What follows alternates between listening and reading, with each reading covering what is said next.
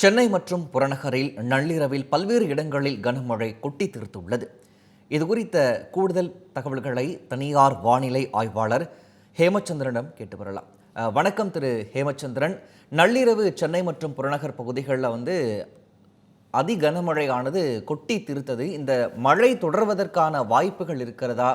அது தொடர்பான தகவல்கள். குறிப்பா பார்த்தோம்னா தமிழகம் முழுவதுமே கடந்த சில நாட்களாக பகல் நேரத்துல வெப்பநிலை அதிகரித்து வருகிறது. அதிலும் கடந்த சில நாட்களாக கேரளா, கர்நாடகா போன்ற மாநிலங்கள்ல தென்மேற்கு பருவமழை தீவிரமடைந்ததன் காரணமா வறண்ட வானிலையே நிலவியது. எப்போதெல்லாம் தென்மேற்கு பருவமழை வலு குறையும் போது தமிழகத்தில் கடலோர மாவட்டங்கள்ல இது போன்ற வெப்பச்சலன இடிமழை பதிவாகி இருக்கு. அந்த வகையில நேற்றைய தினம் சென்னை மற்றும் புறநகர் மாவட்டங்களான சென்னை, திருவள்ளூர், காஞ்சிபுரம், செங்கல்பட்டு மாவட்டங்கள்ல பரவலாக கனமழை பதிவானது. அதிலும் குறிப்பாக இரவு 10 மணி முதல் 11 மணிக்கு இடைப்பட்ட நேரத்துல சென்னையின் பல்வேறு இடங்கள்ல மேக வெடிப்பு போன்ற பலத்த மழைப்பொழிவு பதிவானது.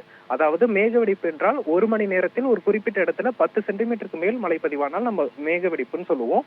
அப்படி பார்க்கும்போது நேற்று இரவு 10 மணி முதல் 11 மணிக்கு இடைப்பட்ட நேரத்துல சென்னை மணலியில் 13 சென்டிமீட்டர் அளவிலும், கொரட்டூரில் 13 சென்டிமீட்டர் அளவிலும் நமக்கு மழைப்பொழிவு பதிவானது. ஒட்டுமொத்தமாக சென்னை மணலில 27 சென்டிமீட்டர் அளவிற்கு மழைப்பொழிவு பதிவாகி இருக்கு. இந்த மழைப்பொழிவு வெப்பச்சலனம் மற்றும் அதனுடன் இணைந்த காற்றின் வேக மாறுபாடு காரணமா ஏற்பட்டிருக்கு. இன்றைய தினமும் சென்னை மற்றும் புறநகர் மாவட்டங்கள்ல இரவு நேரத்துல மழைக்கான வாய்ப்புகள் இருக்கு. ஆனா அதன் தீவிரம் என்பது நேற்று அளவுக்கு இல்லாமல் நேற்றை விட தீவிரம் குறைந்த மழைப்பொழிவாக அமையும்னு எதிர்பார்க்கலாம். இணைப்பில் உங்களுடைய கருத்துக்களை பகிர்ந்தமைக்கு நன்றி திரு ஹேமச்சந்திரன்.